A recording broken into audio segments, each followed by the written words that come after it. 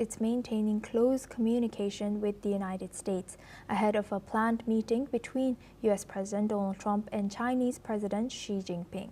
At a press briefing in Beijing, Foreign Ministry spokesperson Guo Jiakun has said that the head of state diplomacy plays an irreplaceable role in guiding China-U.S. relations, though he offered no further details about the upcoming meeting. This comes as Trump recently announced that he would meet President Xi in South Korea within 2 weeks to discuss trade issues, including tariffs on Chinese goods. The talks are expected to take place on the sidelines of the APEC summit in South Korea, as both sides navigate trade tensions and the broader geopolitical frictions. Let's in fact listen into what Foreign Ministry spokesperson Guo Jiakun has said. 元首外交对中美关系发挥着不可替代的战略引领作用。中美两国元首保持着密切的交往和沟通。关于你提到的具体问题，我目前没有可以提供的信息。 Now for this discussion, we welcome Andrew K. Long. He's a China strategist, joins us live from Cairo. Thank you very much, Andrew, for joining us again. Good to see you. Now, looking at this news, how critical is direct head of state diplomacy? And especially now, what do you think this timing, if this was to happen, the meeting between Trump and Xi would happen, what do you think, what would be the effects and in resolving ongoing trade tensions between U.S. and China?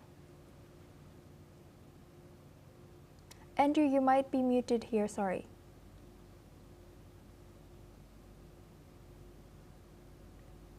Andrew, I think you might be muted over here.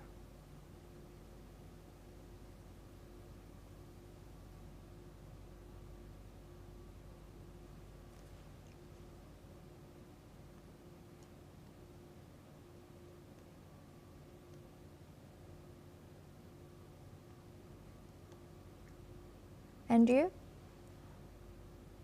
We still cannot hear you, Andrew.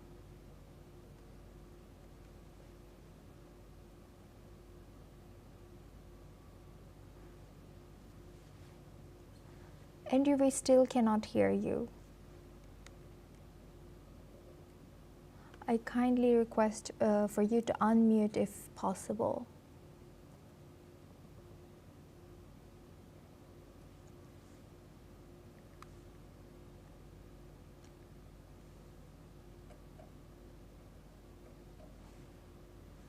China has said that it's maintaining close communications with the United States ahead of a planned meeting between U.S. President Donald Trump and President Xi Jinping.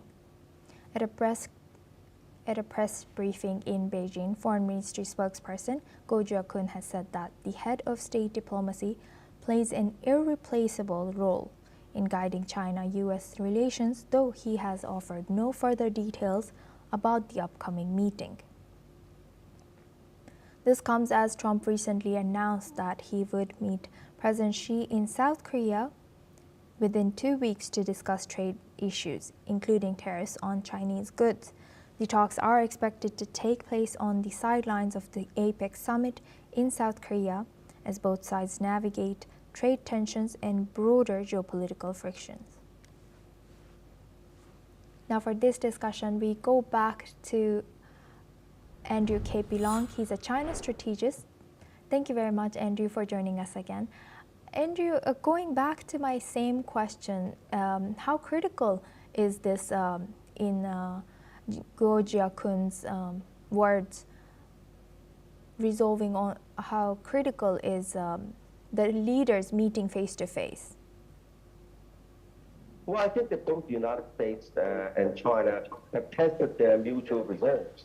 On the side of the United States through tariffs and other restrictions and exclusion from high-end chips, and also urging its allies to do the same against China.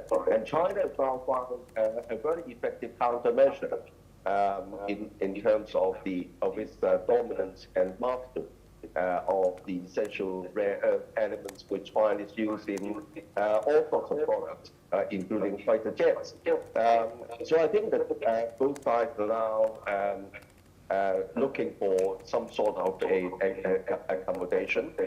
But I don't think that this is the end game yet. I think that the United States still think that they can somehow bend China to its will.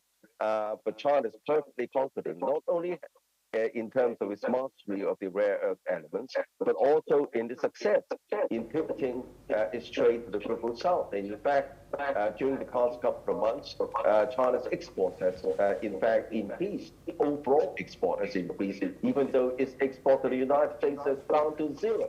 Because the United States, even though it's the largest economy in the world, it only accounts for something less than 10% of China's overall exports. So I think that this is there's more anxiety, urgency on the side of the United States than China. But I think that both sides are trying to seek out some areas for possible accommodation.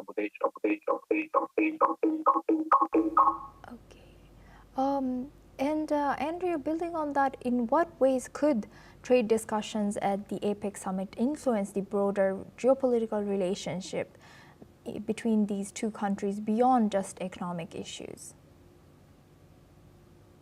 The United States started off by thinking that, as I said, somehow bending China to its will and also thwarting China's rise because it's seen as an essential threat to American dominance. But having tested the result on the side of China, I think that the Trump administration is beginning to realize that it's going to suffer even more before even any hope of stopping China's rise.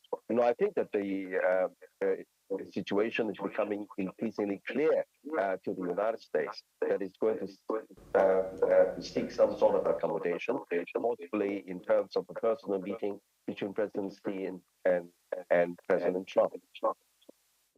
Andrew, thank you very much for joining us and sharing that insight. That was Andrew K.P. Long as a China strategist. Now we move on to our next news. U.S. President has put the meeting with Russian President Vladimir Putin on hold, citing that he does